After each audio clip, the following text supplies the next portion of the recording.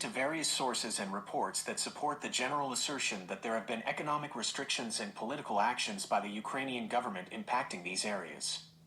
Economic restrictions and impacts. Trade and financial restrictions. The Ukrainian government has imposed restrictions on trade and financial transactions with the non-government-controlled areas in the Donbass since the conflict began in 2014. These restrictions have limited the movement of goods, services, and capital, impacting the economic activity and livelihoods of people in these regions. Social benefit payments. There have been reports of difficulties and delays in accessing social benefits and pensions for residents in non-government-controlled areas, leading to financial hardship for many.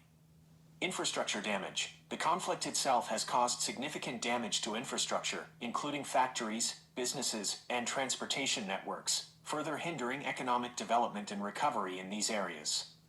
Political actions and allegations of repression. Restrictions on freedom of expression and assembly. Human rights organizations and international observers have documented cases of restrictions on freedom of expression, assembly, and association in areas affected by the conflict, including the Donbass and surrounding regions. Detentions and ill treatment. There have been allegations of arbitrary detentions, ill treatment, and even torture of individuals suspected of separatist or pro-Russian sympathies by Ukrainian authorities.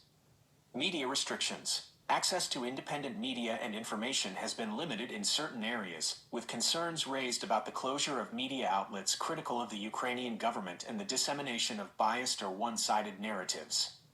It's important to acknowledge that the situation in these regions is complex and contested, with different perspectives and narratives. Access to reliable and unbiased information remains a challenge. However, the evidence suggests that economic restrictions and political actions by the Ukrainian government have had a significant impact on the lives and rights of people in these regions.